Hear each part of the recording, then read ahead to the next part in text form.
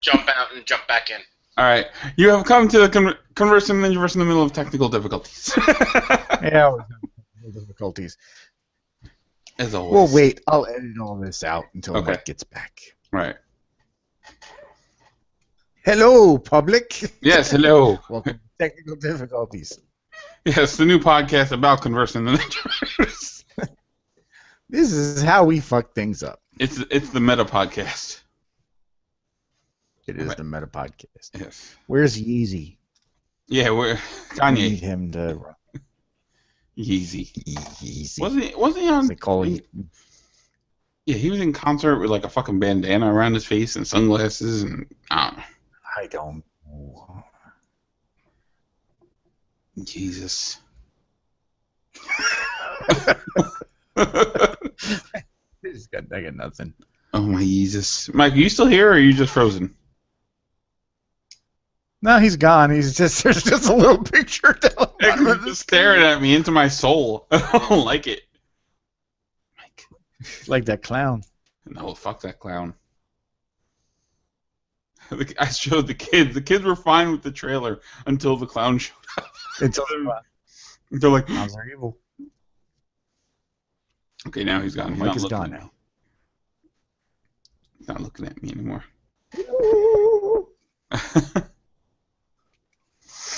Podcast is gonna be like 2 hours, and it's just gonna be like 45 minutes of you and me just talking, waiting for Mike to come back on. I've been playing that Marvel Contest of Champions so much. Such a good game. You have it on your phone? It's an app. I don't. You should get it. I haven't downloaded it. You should get it. Mike, are you back? Mike, are you there?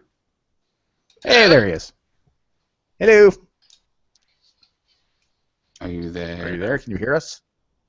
Yes. Can you hear me? Yes, we can hear you now. We can hear you. All right. Should I do the welcome? Yeah, do the welcome. Right. I'm going to edit all this out. I only will put the video God up. damn it, I got Timmy on the phone now. Tell Timmy he can't be on the podcast right What's up?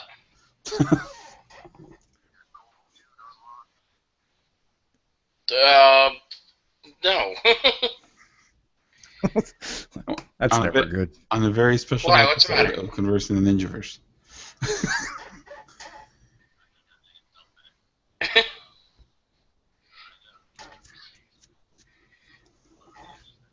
Okay. I'm starting my podcast, so knock on the door, Angela, will answer.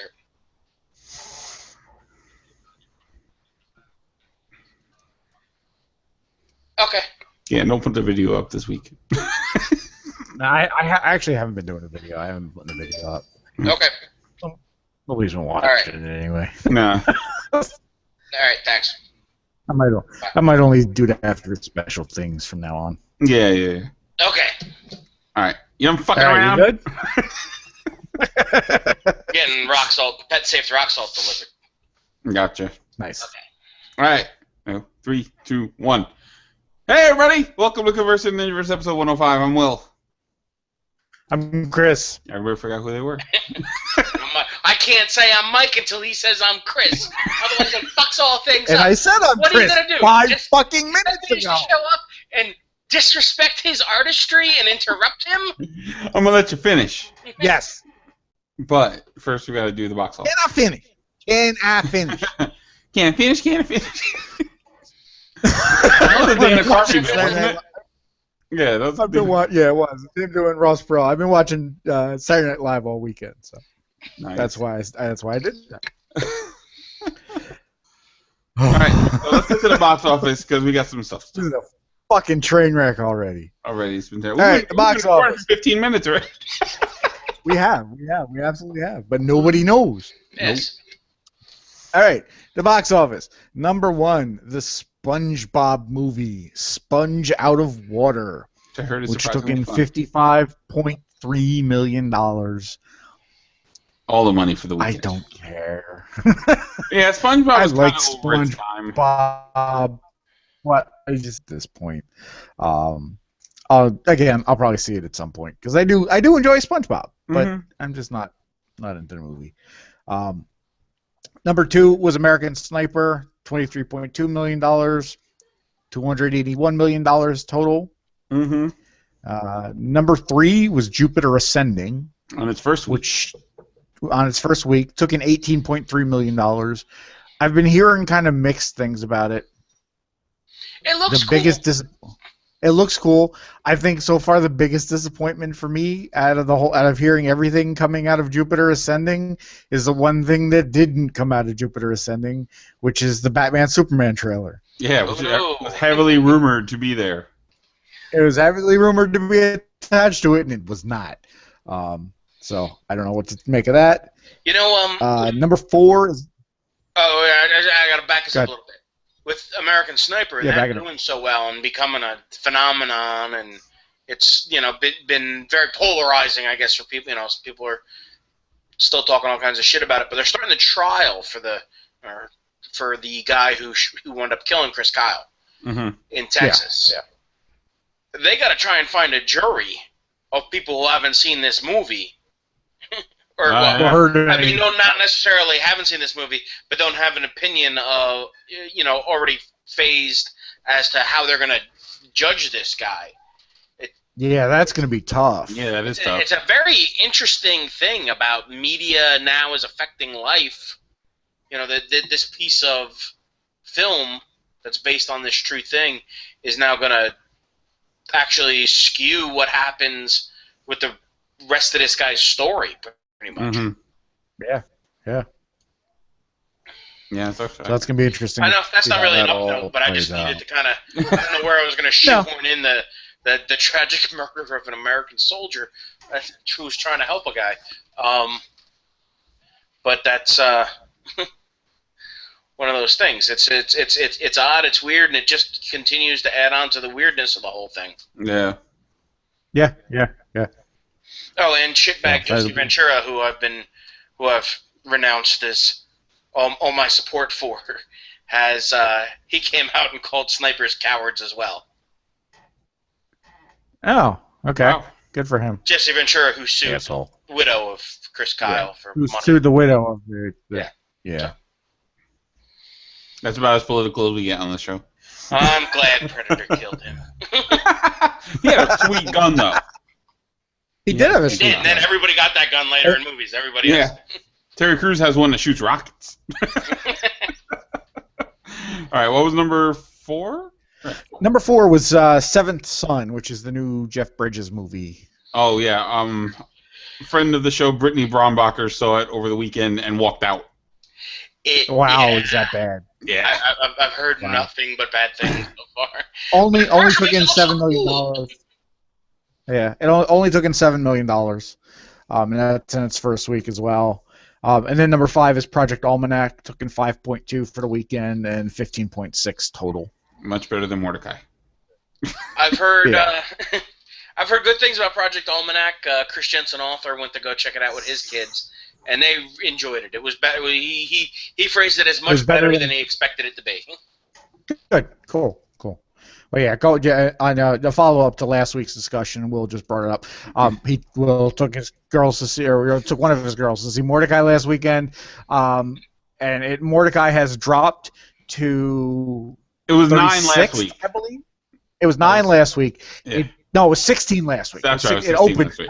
It opened at 9. It was 16 last week. It has dropped to 36. It took in this week. It took in $138,000. It's only taken in $7 million total. I may have seen the worst movie of the year. just throw that out there.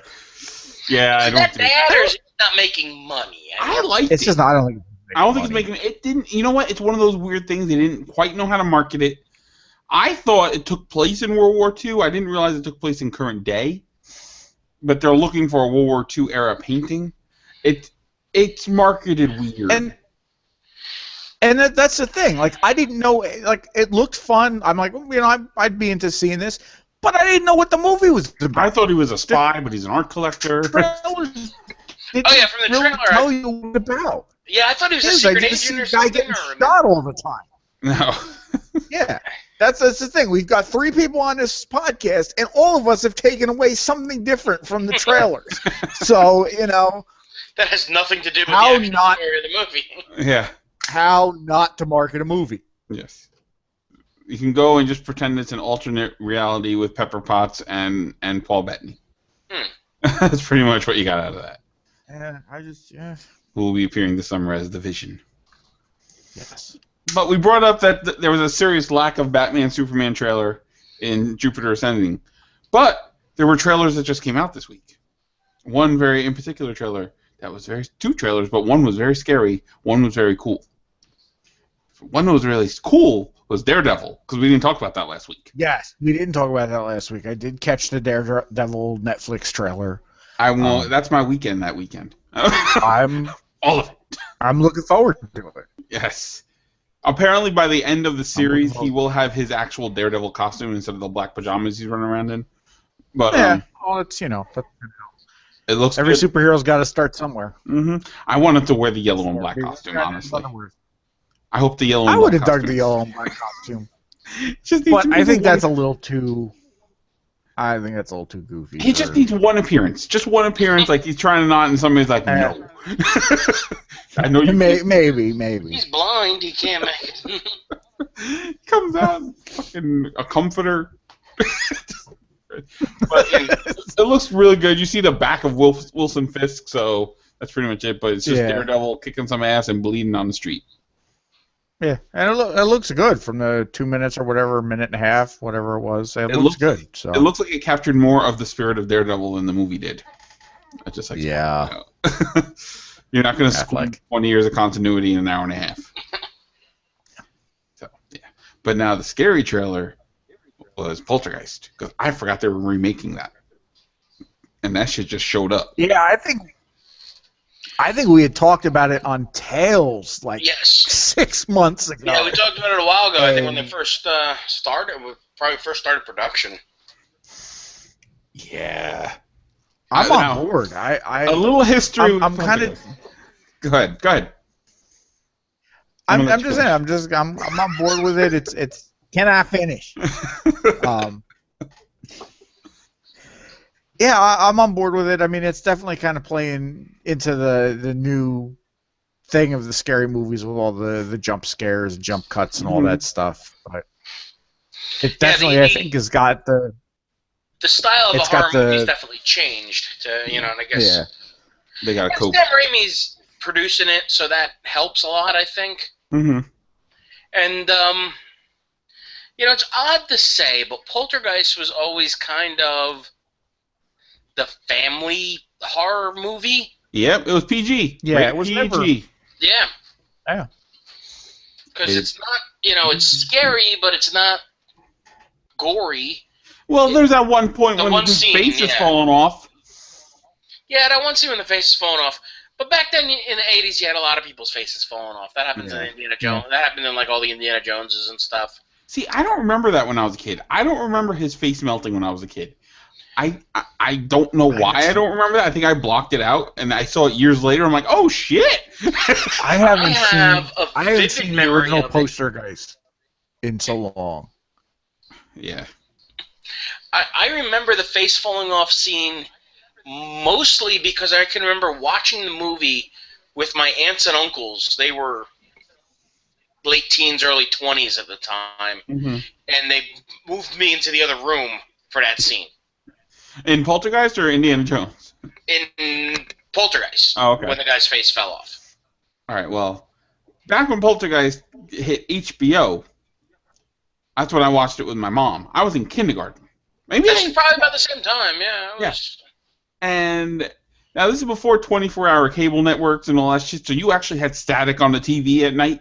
So, if you woke up in the middle of the night and tried to watch? Yeah.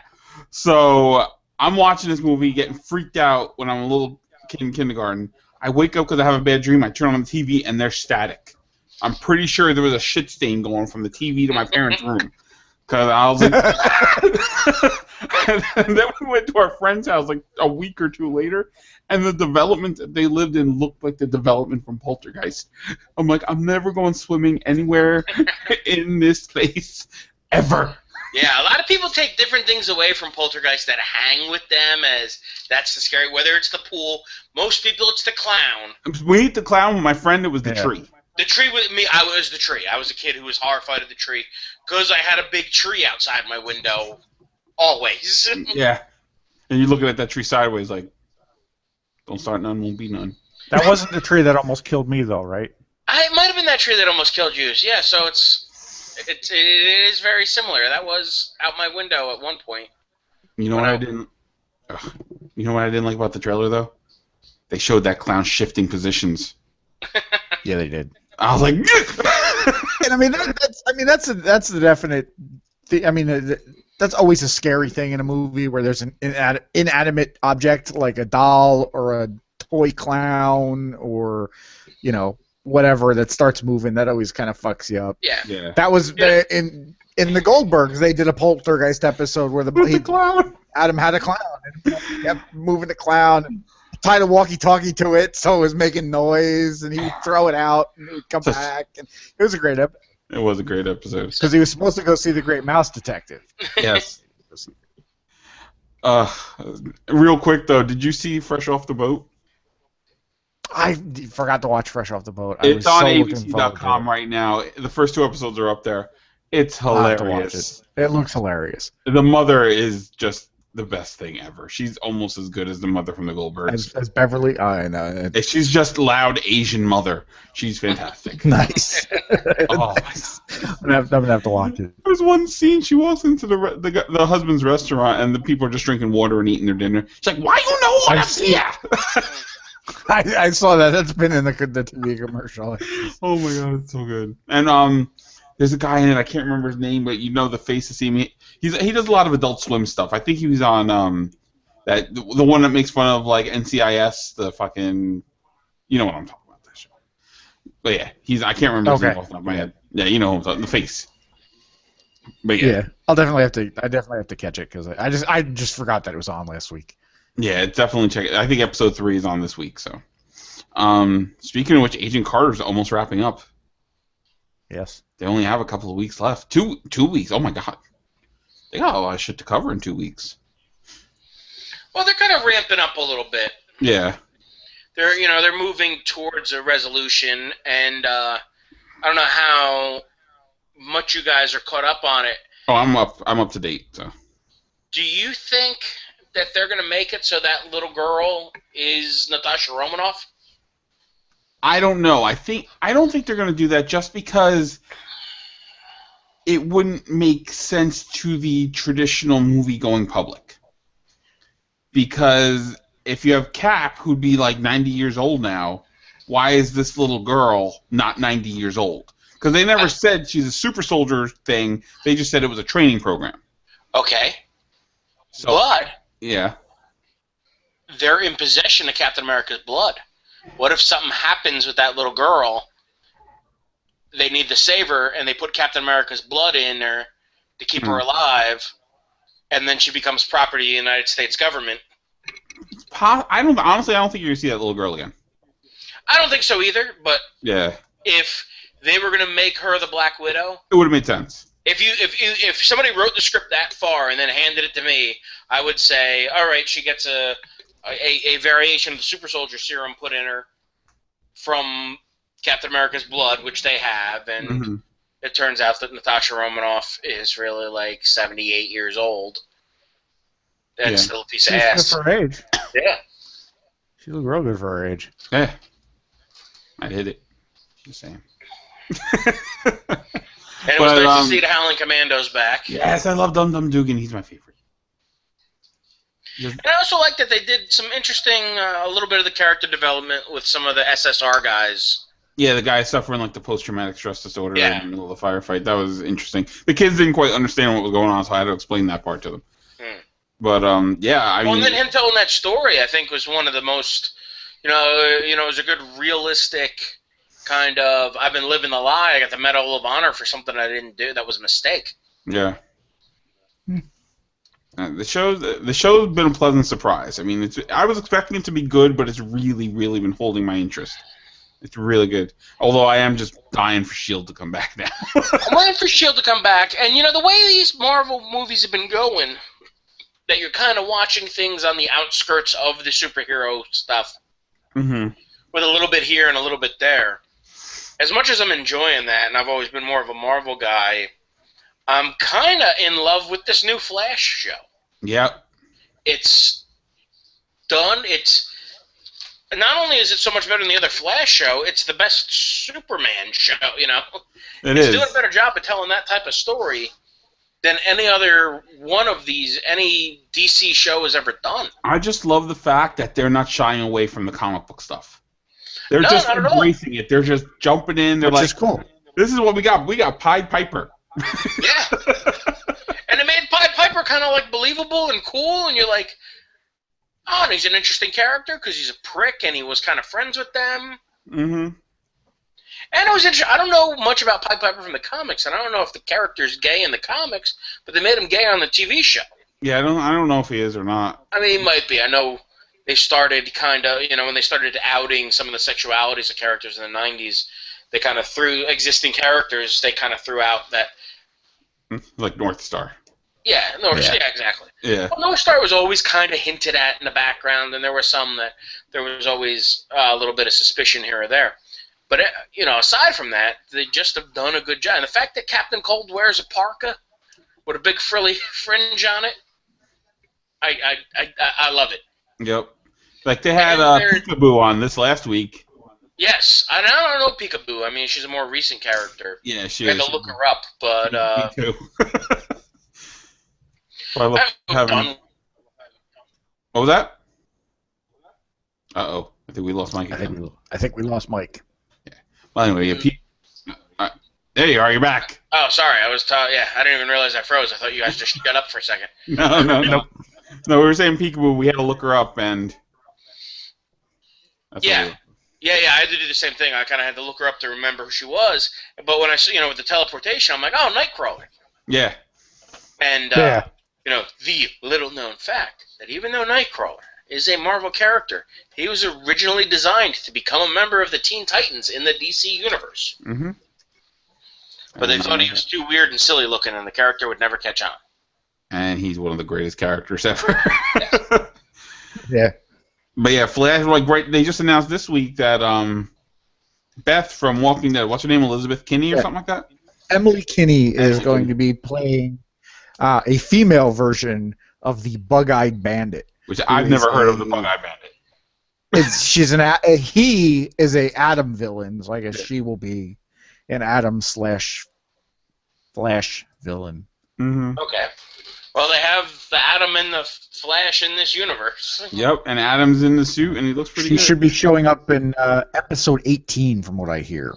I saw a great meme with old, Super Friends animated Flash and Atom sitting on his shoulder.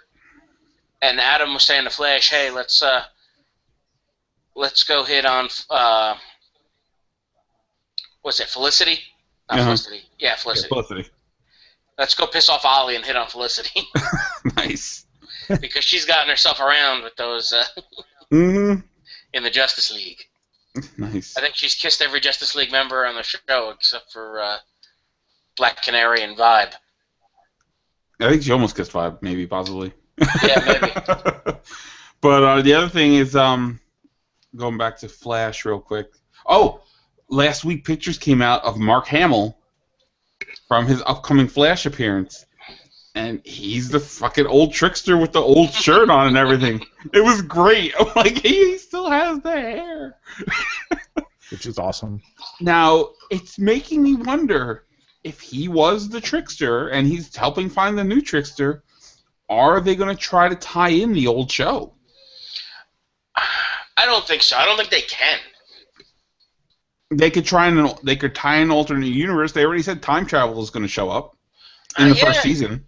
Yeah. It's a possibility, but then to out it that his father was the Flash at some point, that thought crossed my mind too. That instead of making Jay Garrick the previous Flash, it was Barry Allen's father.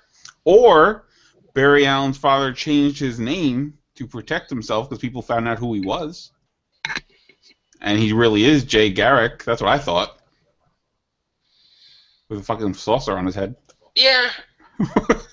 Yeah, I mean, maybe. I mean, it's just great that Mark Hamill's in it playing a comic book villain, because That's what people have always wanted, is Mark Hamill playing a comic book villain. And he looks great. I was so excited to see him.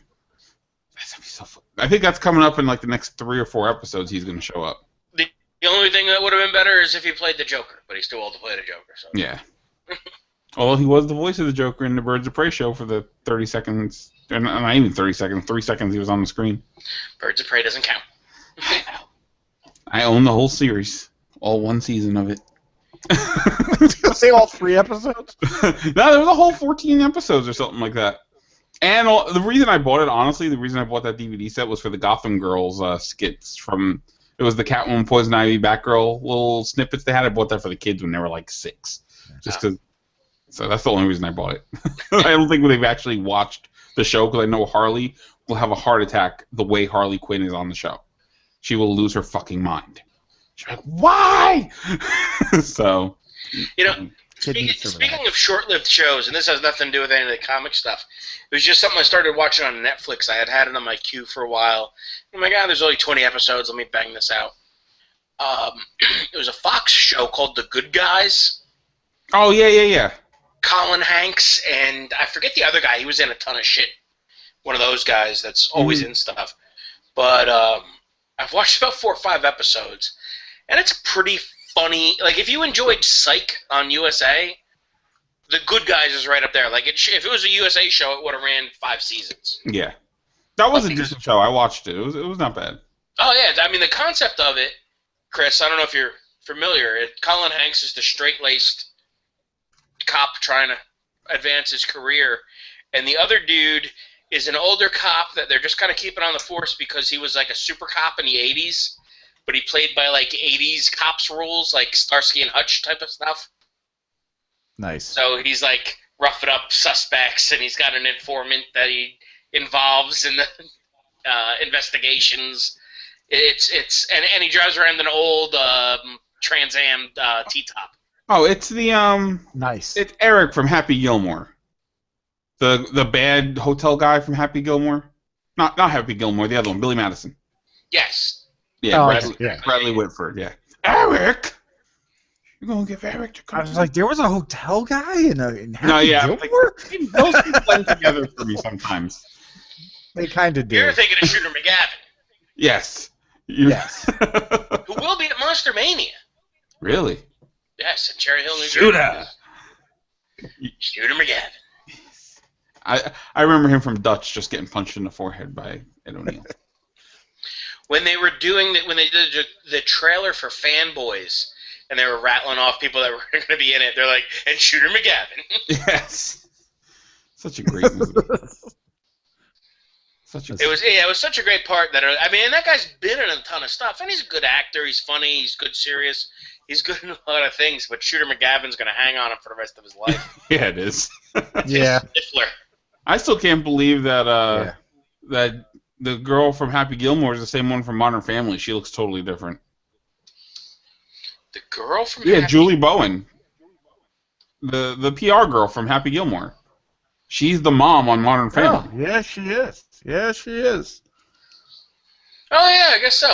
Yeah, and she looks nothing like she used to. But yeah, the first time I'm like, that movie is how old? Yeah, I don't know, like 20 years old. Yeah, it's been a while for that. At least 15 years old. God damn. All right. Well, a couple. Going back to Marvel real quick. Marvel was teasing the whole Secret Wars thing, that they were going back to the Secret Wars. Now we have the new Secret War coming out, which is going to revamp the Marvel Universe. But apparently, little known fact, Deadpool was in the original Secret Wars. Of course he was. So coming this summer is going to be Deadpool's Secret Wars, which shows what Deadpool was doing while Secret Wars was going on. That could be fun. I did see a Deadpool Secret Wars action figure. Really? Yeah. Do you remember the Marvel Secret Wars action figure line? The old, yeah. That was where you first got with the shields.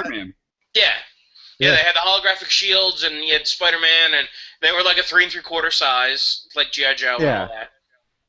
And Wolverine had the attachable claws. Yeah, it was great. Yeah. So what did the Deadpool one look like? It just looked like Deadpool, but he had the shield in the thing.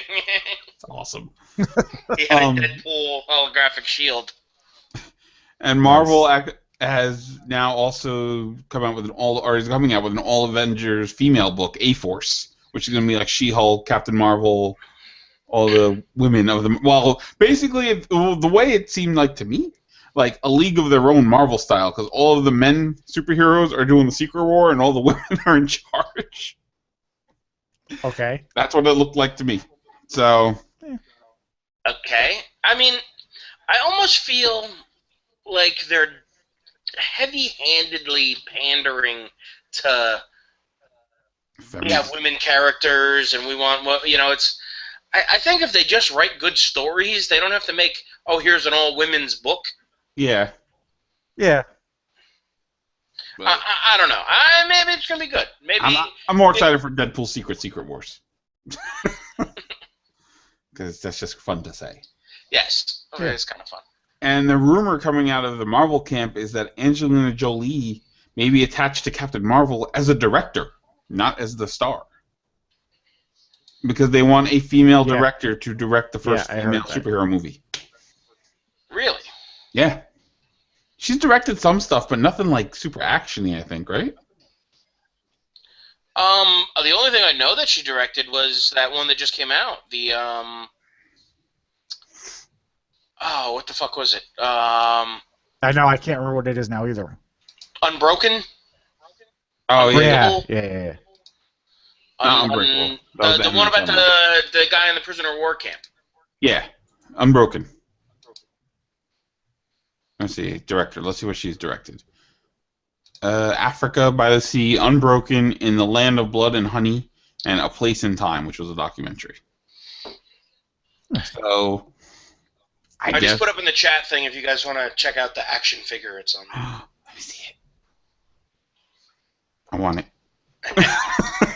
I want it! And where it says in the title of Secret Wars, there's a piece of masking tape with the extra secret in it. Yes. I want it.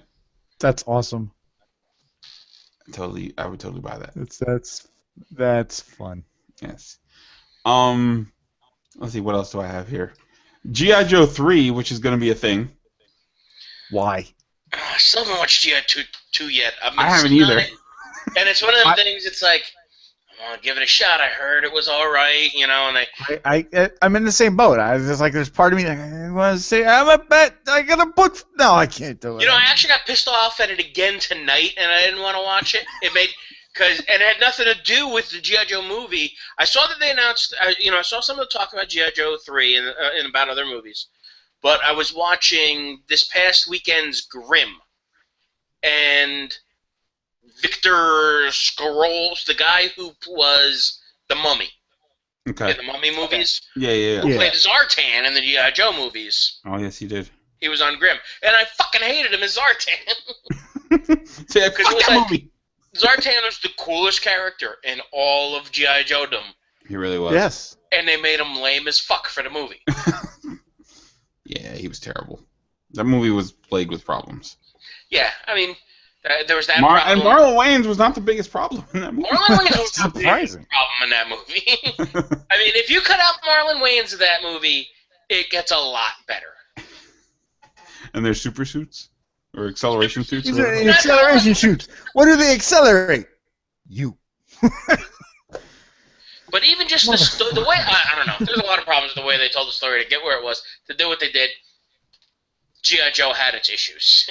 Yes. Snake Eyes was cool. Storm Shadow was cool. Destro was cool. But I don't know.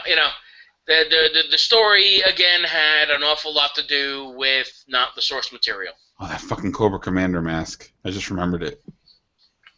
Yeah, and Larry Hama even admitted that he was just writing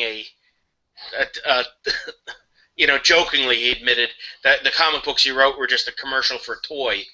But yeah, people love those stories. Mm-hmm. And people love that myth. People grew up with that mythos. I think that's what they need to get back to for G.I. Joe, is tell those stories and bring those characters back in that people liked. That Marvel G.I. Joe comic was a hell of a comic. The original one? Yeah. Yeah. I remember that. That was a hell of a comic. It ran like 150 issues or something like that. And it got dark towards the end. People were dying, and it had a really solid run. And I mean, the newer comics too, from like I think IDW's doing them, are solid. I read some of the IDW ones when they first took it over, and I really enjoyed it. And I kind of got away from it. I've been looking for another good launching point to get back into it. But I think one of the main problems with the G.I. Joe movie, if you polled 1,000 G.I. Joe fans, if you polled every G.I. Joe fan pretty much, and you said, all right, we're giving you Snake Eyes, we're giving you Scarlet, we're giving you Duke. Who else do you want? They're not saying Ripcord. No. I mean, I'm sure there's. I always thought the I always liked Ripcord. The action figure was cool, but he never had any great stories. Shipwreck. Yeah, exactly. Shipwreck was Shipwreck, Gung Ho, Roadblock. I like They wrote some really interesting stories for Chuckles later in the comic book. The Chuckles character is the darkest of the G.I. Joe characters. Yes. I think Chuckles kills Jinx in one of the comics. Yeah. To not blow his cover. It gets real. Yes. But for G.I. Joe 3, they're talking about introducing the Crimson Guard, led by Tomax and Zaymot. Oh, that'd be awesome. They should get the two red-headed dudes from Harry Potter to play it. Yes, the Weasleys. And they need to drive the ATV the entire thing with the cannon on the side. Yes. I always loved Tomax and Zaymot because everything Cobra had was blue. Yes. Tomax and Zaymot were always those figures that I loved having, but they were just so stupid. Just because they were mirror images except for the scar. Wasn't there an episode? I liked them. I thought Flint impersonated one of them. I think there probably was. Yeah, I think there was. But yeah, even the cartoon was great. The comic was a great run. The cartoon had a great run. There's all this great source material, and that's what you give us. And I mean, this other one looks interesting. The Roadblock brought the Roadblock character, and they bring the Rock in this. It's amazing how the Rock can save a franchise. Yeah. He made that G.I. Joe movie decent according to things. He made Fast and the Furious a thing again. They're really pushing that last ride for Fast and Furious. I mean, the commercial looks insane.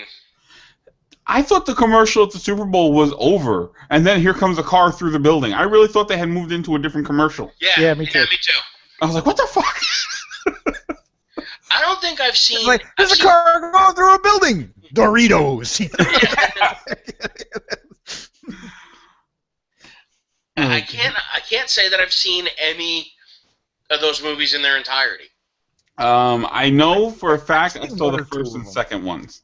The rest of them I've just seen in bits and pieces. They're what you expect. I mean, they're action movies where guys are driving fast cars. They're not bad at all. Like, I actually enjoyed the first movie. I thought the first movie was great. Are they this generation's Cannonball Run? Yeah, no, they're not funny. I miss Cannonball Run. I was working with a guy who was a former screenwriter who actually had some. He had a bunch of Kevin Smith connections, and we plotted out and cast a Cannonball movie. Nice. Because you said one of the things that makes Cannonball work is you need like your odd couple racers, but then you need your people who have like good timing together, like Dean Martin and Sammy Davis Jr. working so much together. You have that timing. Yeah. And Burt Reynolds. Those rosary bleeds. Yes, the rosary bleeds. So we're like, you gotta put Matt Damon and Ben Affleck in a car. They have to be from Boston. Yes, with the thick Boston accents. or Marky Mark and his brother. Donnie and Mark? Marky and Donnie in a car with the thick Boston accents. Or, actually, the one that I was thinking for them to play Hicks with the accents, but they'd be the Australian accents, are Thor and his brother. Yeah. Oh, yeah, the Hemsworths. That would just be a pretty car. That would just be a car of pretty people. That's all that is. Well, they would be the bombshell girls. They would be the girls, but it would be the guy versions of. No, I was thinking they'd be like Australian, like. I mean, Australia had a thing, like a love affair with car movies in the 70s. Mm-hmm. That there were all these crazy car movies in Australia, and then Mad Max kind of sprung out of that. Yeah. But there's literally an Australian movie called like Attack of the Killer Cars, where these like punk kids in these tricked out monster cars attack a town and are like running it over and stuff, and the people have to like fight them off. Really? Nice. There's like a Volkswagen Bug that spits fire and all kinds of Sweet. A better Bumblebee than Michael Bay. Yes. Terrible. Well, anyway, I digress into my dream of there one day being another Cannonball movie. Yes. So. Somewhere deep in my heart, I hold. In my heart of hearts. In the end, it would be Burt Reynolds winning in the Smokey and the Bandit Trans Am with Peter DeLuise with him. Yes. Yes. And Sally Field. Yes. Old-ass Sally Field. Yes, Aunt May. would be co-pilot. Who would be the Jamie Farr role? Who would be the Sheik? Still Jamie Farr. Yeah. I forgot he was still alive. Sorry, Jamie Farr. All right, speaking of not being alive, though, guess what's not going to be alive soon? The New 52. DC is killing the New 52. 3 years. It's only been 3 years, actually. Did we talk about this already? No. This just came out. I don't think we may not have talked about it. We started talking about something about the New 52 last week, but it may have been in like pre-show stuff, and we never really touched on it. Yeah, this just came out 3 days ago, this article. So, yeah, they're killing off the New 52 with a new, because you know they love those shake-up crossovers. It's like, yeah, it's called Convergence is the new one. It's going to be the infinite convergence. Yes, everything coming together. And they're going to diverge into what was that crazy movie with Leonardo DiCaprio with the stuff was moving? Inception. Yes, that's going to be the thing. It's going to be the New 52. It's going to be the New 53 infinite convergence. But here's the thing. The stuff the New 52 has done, like the continuity that it's established, is not going away. It's just tweaking things. So why even shake it up? It's not like it's going back. Go home, DC. You're drunk. Now, some of the things coming out of it, they're changing Starfire's costume to resemble more of the cartoon costume, where it's like the halter top and the shorts instead of the suspenders and panties. Yes. Why do we need a whole new 52 reboot thing for somebody to change a fucking costume? I don't know. Just go somebody will sew you a new costume. My wife will sew a new costume for her if she wants it. I don't, you know. She's actually getting her own comic too. Comic shirts at comicshirts.etsy.com or whatever it is. It's something, you know. She's getting her own comic for the first time. Cyborg is getting his own comic. There's gonna be another Black Canary comic. There's We Are Robin, which is okay. Robin.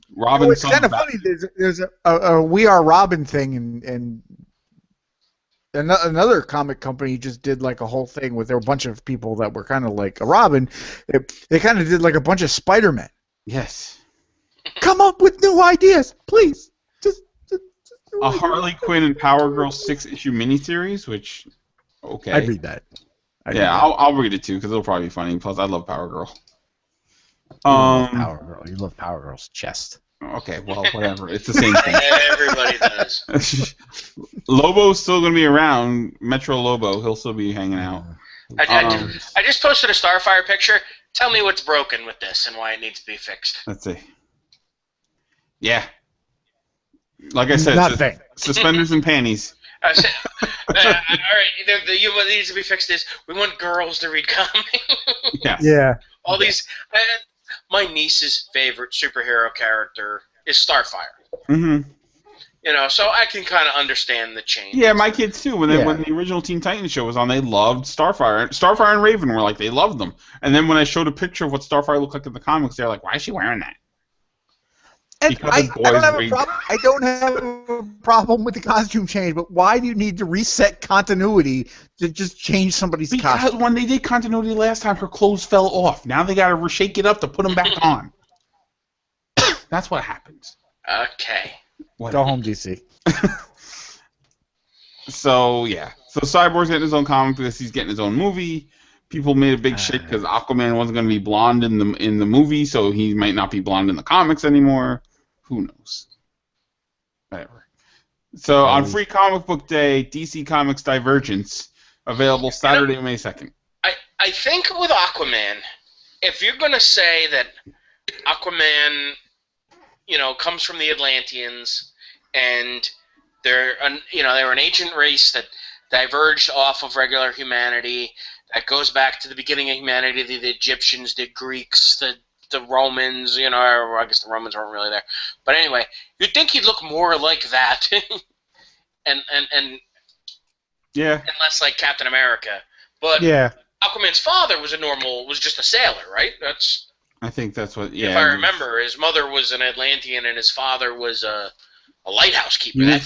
He was a prince. His name was Eric, and then he met a mermaid named Ariel. And then they had aqua babies. And there was a singing crab and a fish and Buddy Hackett. Yes. And they sang that song, Under the Water, the Fish Don't Stink. Yes. Yes. But that's all I got. So what do you got? Let's see. The other thing we're talking about later. Mel Brooks is very open to an idea of Spaceballs 2.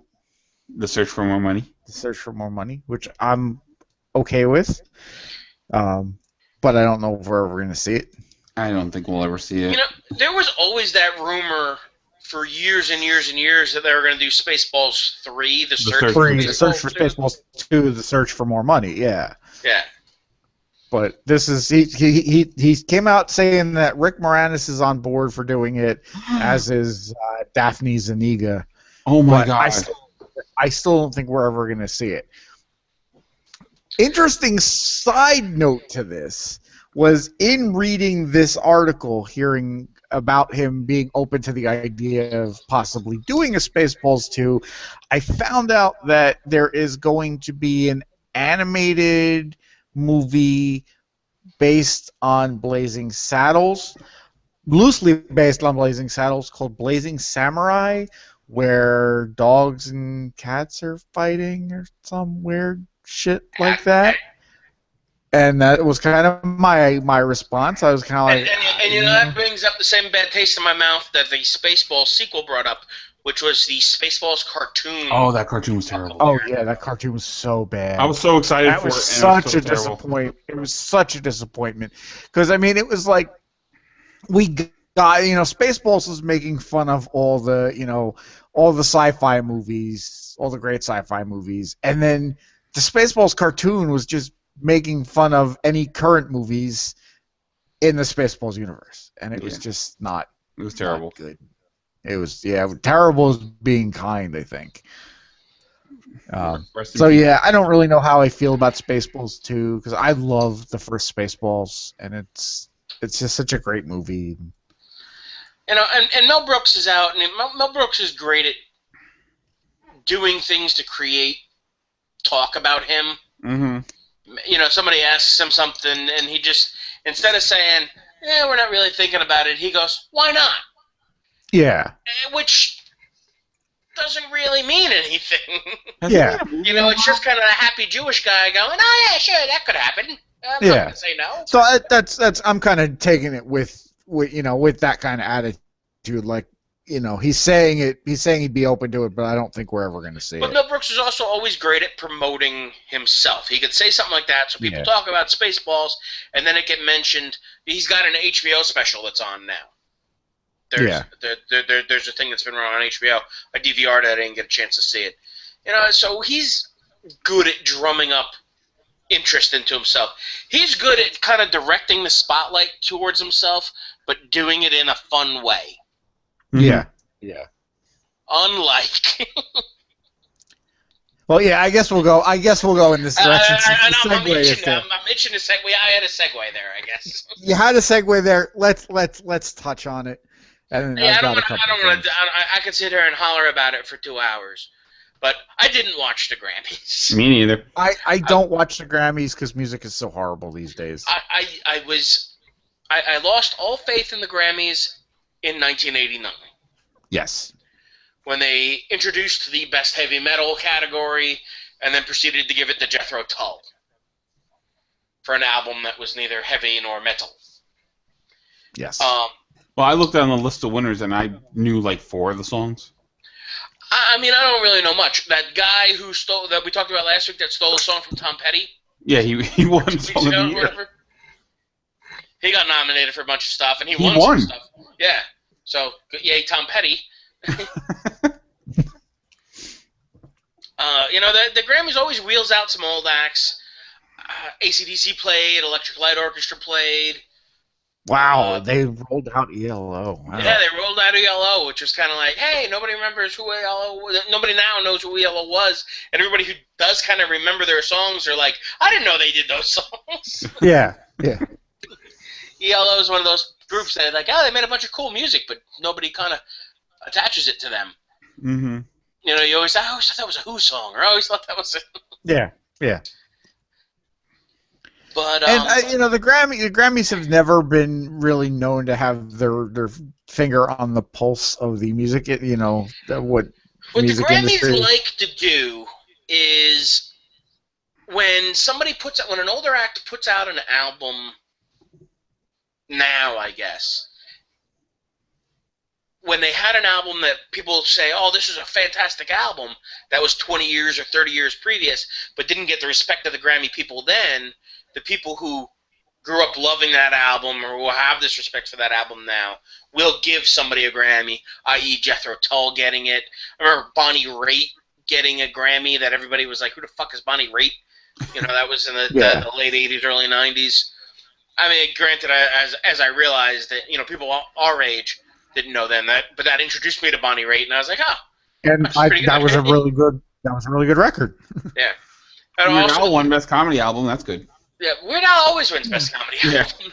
But and then the other thing I look at that too is that becomes a weird thing. The Grammys, what you think is being the music awards, but it's really for people who put out an album.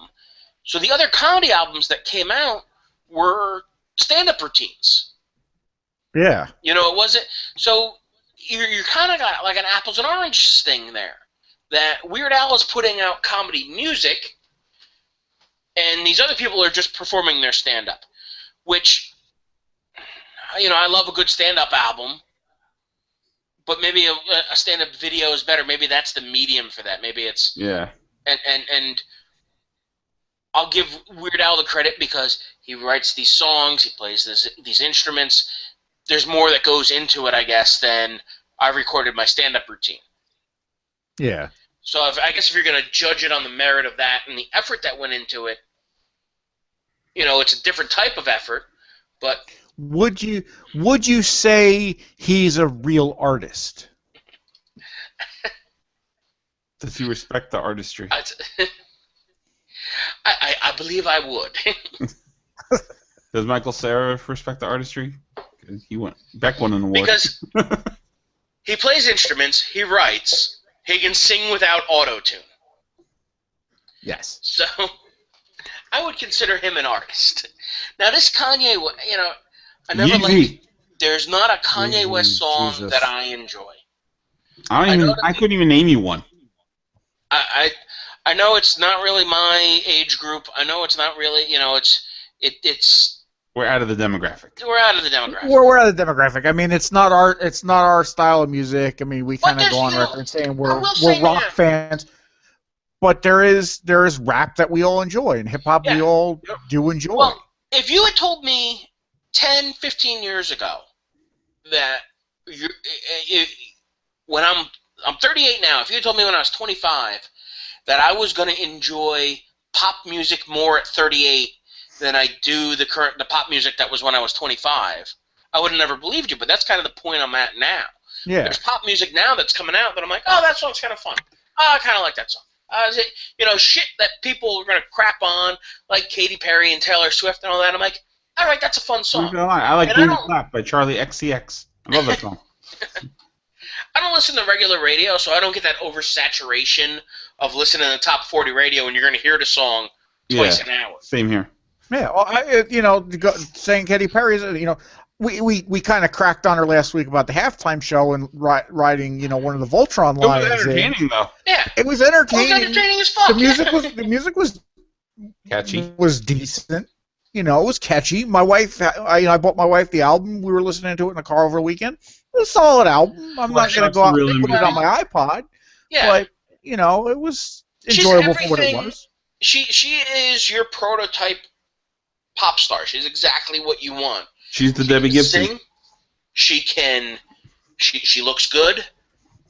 I agree. And the songs that you're giving her are catchy. I don't know if she writes any of her stuff. I'm not that familiar with her work. But and I'm not familiar with any pop music. And with this best album thing that happened, I didn't know Beck put out an album. Yeah, I had no idea Beck put out an album. I didn't know Beyonce had an album out. I knew Beyonce had one just because Beyonce everywhere. And the other guys, the one guy I hadn't heard of until Tom Petty sued him. The other guy, I'm kind of familiar with some of his stuff. I had heard some of his songs, and I had seen him doing some joking around stuff. The redheaded guy, Ed Sheeran or whatever. Ed Sheeran or Sheehan or so. Yeah. Yeah, I like him. I'm kind of into some of his. Yeah, stuff. yeah, he's not bad. He kind of has a kind of an interesting mellowy pop rock, folk rock type of stuff. And I don't know what you put it at. Even the dude that ripped off Tom Petty, that song's not bad. No, it's not a bad song. Yeah, it's just 12% of it's Tom Petty. Mm-hmm. I couldn't pick the dude out of a lineup, I don't think, and say that this is the guy that sings that song. But that's that's not really my music. That's not what I'm listening to. So that's not saying that it's crap. It's just it's not what I listen to. So Beck wins Best Album, and Kanye West has got to jump up on stage. He didn't say anything, but he makes an ass out of it. He restrained himself. He was inches from the microphone. Because he did this to Taylor Swift a couple years ago at the MTV Awards. Before we knew better of Taylor Swift. We felt very bad for Taylor Swift. Still feel bad for Taylor Swift. Because, again, Taylor Swift wrote that album. Yeah. Taylor Swift played on that album. Can I read West's quote in the press conference afterwards? Yes. You can. And you have to read it like you're Kanye West. Okay, hold on. So channel Jesus. Oh, Jesus. Channel Jesus. Give me strength. Is that what you call him? I've been calling him Yeasty. Is that not right? The Yeasty Boy? I don't know. He's the Yeasty Boy. I don't know. He calls himself Jesus because he's not quite Jesus, but he's I guess he's better. I don't know. Whatever, okay. All right, he named his child North. I got Northwest. Fuck. Terrible. All right. Beck needs to respect artistry, and he should have given his award to Beyonce. That's what he said. Yeah, and he also said that there's more. He said things along the lines of the Grammys need to respect art. That's the only line that's here. Yeah, some of the other I saw some of it on TV today, and on some videos I watched on the internet, and he was saying things like, "We're not going to come back. Like I'll just make my money off of my clothing line," type of thing. Like I'll stop making music. Okay. Good. And I'm like, don't threaten me with a good time. Don't you tell me. Here we go. I'm not going to do nothing to put my daughter at risk, but I'm here to fight for creativity. Yes.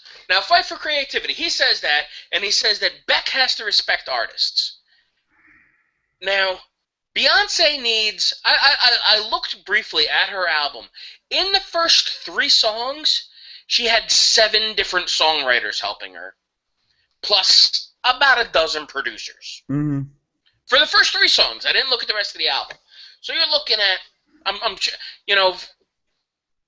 there's at least 24 people in the writing end and 24 people in the production end. I'm gonna guess. Yeah. And she doesn't. She has writing credits. I don't know what she writes, but she doesn't play a lick of music. Mm-mm. And nothing against her. She has a great voice. She's a singer. Yes. She's a singer. I don't know if that makes her a musician. Mm. Beck played shit on that fucking album that I didn't even know. Some of the stuff I had to look up because I never even knew what that fucking thing, the instrument was. He played a glockenspiel. Kind of little Colombian guitar. I didn't even know a glockenspiel was a real thing. Yes, he plays a glockenspiel. I don't even know they still had glockenspiels. I thought that was something like you can't get a dodo bird a glockenspiel or a you know I'm flustered now. Yeah. But anyway, yeah, I don't know who the guy was on Twitter, but he said Kanye West got up and said that he goes, the nigga that plays 14 instruments needs to respect the artistry of the girl that needs 4 guys to help her write a song. Yeah. Yeah. It was a Twitter quote. But it's just fucking. He needs to fall off the planet. He really does, and he's one of those people. And the thing is, what he did and why he did it is exactly for what we're doing right now. We're fucking talking about this tool. We're talking about. Well, I think it's A, because it drums up interest for me, and I think what else is going on there. And I'm going to say this as a blatant person, and this is just my theory. I cannot be held legally responsible for this, but I believe that he is secretly in love with Beyonce's husband. Yes. Possibly. Kanye West is all over Jay-Z's dick. And that's why every time it's one of these things that with Beyonce, he's got to jump up and act like an ass. Oh my God, maybe? And also, if he couldn't have found 2 less intimidating people than Taylor Swift and Beck to jump up there on. I would have just loved for Beck, all 130 pounds of him, just to have dropped Jump on his back and start choking the ever-loving shit out of him. Superman punch him. That's a Hajime, man, just like Taz, just choke him the fuck out. Wait, what if in the future we are going to have a Thelma and Louise remake, but it's going to star Bruce Jenner and Kanye West as women? This could be in our future. It could be. And the role of Brad Pitt will be played by Jay-Z. There is a great meme that was going around Facebook today with Zach Wilde standing there with his guitar. I saw that one. And it was Kanye West, better hope I never win a Grammy. See, that would be great. Yeah, like Kanye would ever step to somebody that looks like Zach. He only goes after 75-pound women and 130-pound dudes. Yeah. Yes. So if Michael Cera, better hope he never wins a Grammy. Yeah. He looks so much like Michael Cera. He really does. You know, I almost feel like Kanye West, if he's at the Oscars and the Theory of Everything wins an Oscar, like he would run up on stage and dump Stephen Hawking out of the chair. He'd be like, 50 Shades of Grey should have won Best Picture because Beyonce. Yeah. Speaking of which, I'm going. You're a horrible parent. No, I'm going to implore America right now. Please do not make this movie. Please don't make this movie #1 next weekend. Oh, dude, I'm telling you right now, this movie is going to be #1. But why? I'm gonna have to get on this fucking podcast next week and say the #1 movie in America. A show next week. Is 50 Shades of fucking Grey. #1 doesn't happen next week. We just start with 2 to 6. Well, no, we could talk. You know, and you know who's really got his dick in a twist about it will be Chris. You know, with Chris being an author and Chris writing in that vein of erotica with some of his books, he can't stand 50 Shades of Grey. Let's get him on here next week. Because I'm gonna get him to come in and I'll let him hammer it because he knows more about it than any of us. And I mean, this really became the erotica light. It became I don't even know how to equate it to. This was the cheap porn that everybody kind of gave. It's the old Harlequin. It's a newfangled Harlequin romance. Yeah, exactly. Well, it was like when Deep Throat came out, and it was like a big budget porno movie. Mm-hmm. And then people were like, "Oh, I'm gonna watch this porno movie," and everybody's like, and when people talk about porno movies, they talk about Deep Throat, and they're like, "It's not that good a porno movie," you know? And that's what 50 Shades of Grey is. It's a pale thing from where it's grasped at, where it originates from. It's a pale imitation of what it's trying to rip off, I guess. Mm-hmm. But for whatever reason, it caught on, and it's got housewives across the country having to change their underwear. And this is what we're stuck with this movie now. That looks just like The Secretary. It's so horribly written. Yes. Oh, there was something with quotes. I gotta find it. Oh, it's I haven't read it. My wife hasn't read it. But her friend, I said last week, we talked about it for a minute, that her friend had come out and was, she was reading something on her Kindle. I said, what are you reading? She's like, oh, I'm rereading 50 Shades of Grey. And I just kind of rolled my eyes. And she says, I'm rereading it, but it's written so badly. And she was, like, quoting me stuff from it, and it just made me uncomfortable as to how bad it was written. Not the subject matter. I just the prose of the writing was horrible. Well, it was fan fiction that they adjusted. It was Twilight. It was Twilight fan fiction. And they got a kind of a cease and desist on it, and said so they turned it into Yeah, and this is the thing that this writing is terrible. I'm looking at some of these quotes. These are terrible. This is what's always been. Read them like Kanye. Read them like Kanye. Okay. All right. Let me find a good one. Hold on. All right. This is at her first. What is this? This is gonna be a whole podcast. Next week we're gonna do Will reads 50 Shades of Grey like Kanye. All right. I'll do one then. I'll just do one right now. Okay. I'll do the first one on here. Okay. Anna's first experience with leather. That's what this is. At the touch of leather, I quiver and gasp. The shock runs through me, and it's the sweetest, strangest, hedonistic feeling. I just died a little inside. Yeah, that is just cheap porn writing. It's just. I have seen better fucking dialogue in porn. It's good God. This is fucking terrible. Oh my God, we're gonna have to talk about this next week. As sad as we need Chris on next week. Our 50 Shades of Grey spectacular, apparently. We won't talk about anything else but 50 Shades. I guess we all gotta go see 50 Shades this weekend. I'm not seeing it. Fuck you. You can go see it, dude. I will send you this $15 to go see. Ew. I'm gonna sit down and come up with a list of better Hollywood erotica, I guess. Like things 16 Candles is better Hollywood erotica than 50 Shades of Grey. It is. Well, I mean things like I talked about The Secretary last week. Secretary. And 9.5 weeks. What was funny is just not to interrupt, but I didn't remember The Secretary. So I did a quick YouTube search for the trailer a couple days ago after we had talked about it, and somebody the first quote is, "What a 50 Shades of Grey ripoff." And I just went, my head just exploded. Close your laptop. Fuck this, I'm done. Oh my God. The Secretary's 10 years old, right? Yeah. Wait, all right, we're ending on this. We have to end on this. No, I do have one more thing. All right, then go to your thing, and then I'm ending on this because this is fucking amazing. Actually, I have two things, and then we'll end on that. Oh my God. Actually, I'll save the one thing. But this is an observation I made from the weekend. Okay. My wife and I went away for the weekend, and the hotel we were staying at and the convention was a hunting and fishing outdoors convention. Woo! Okay.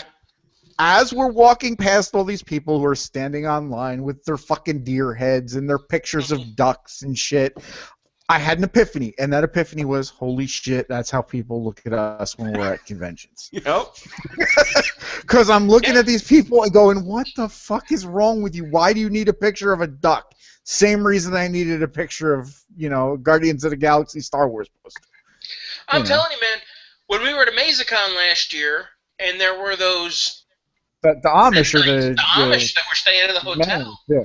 I never felt more frivolous and ridiculous and what's the point of all this than when an Amish guy asked me what we were doing there. Yeah. And it was really weird. I was like, it just hit me. I'm like, oh my God, this is how other people must view us when we go to when we're at these conventions in these big hotels. When the geeks take over Boston or San Diego or anywhere. Yeah. But we're a lot more fun. I mean, the hunting and fishing people, they can be okay people. Woo! Your thing about hunting and fishing people is, if you like deer meat, they're always willing to give you deer meat or fish or whatever they kill. Yeah. I've never had any venison before, ever. I've had venison that was delicious. I had guys on job sites show up with venison that they marinated and then grilled it in the parking lot of the job site, brought a barbecue in and grilled it. And it was some of the best meat I ever ate in my life. I mean, granted, you could probably marinate a rat's asshole the right way and it'd taste fine. But sure. Demolition I've Man. enjoyed that. I've had venison that's made me sick, and I've had venison that's been fantastic. And, and then the guys will smoke the stuff, too. They get venison jerky. And that's always great when somebody's giving you that if you're a beef jerky guy. Mm-hmm. Deer jerky or whatever. You can jerk any kind of meat. Quote. And we're 12 again. All right, what's your okay? All right, the title of this quote is Anna gets her period and Christian gives 0 fucks. I'm not reading this like Kanye. I'm just gonna read this straight. This is gonna be a new bit going forward. We'll read 50 Shades of Grey as Kanye. All right. First of all, the GIF on top of it is fantastic because it's the scene from Iron Man when Robert Downey Jr. sticks his arms out and the Jericho missile explodes down here. But everything's red and it just says ovaries. That's cracking me up to begin with. But all right, so this is it. He reaches between my legs and pulls on the blue string. What? Exclamation point. and gently pulls my tampon out and tosses it into the nearby toilet. Holy fuck, sweet mother of all, jeez. Okay. I'm Will.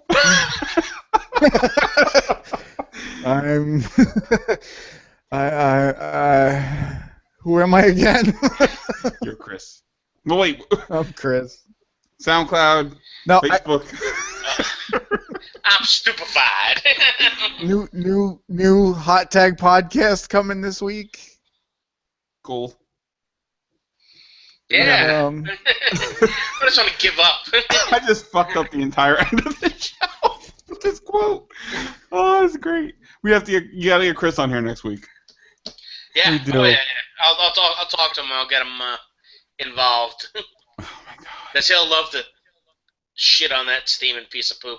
Yes, fantastic. All right. Well, we'll see you next week with our 50 Shades of Grey spectacular. I can't even say that. Dude, I'm serious. It's gotta be a bit. It's gotta be a running bit. All right, it might be. We will flesh this out a little bit. Flesh. We will get the quivering moistness of the women. All right. I'm fucking done. Bye. I'm gonna get the jar. Respect my artistry.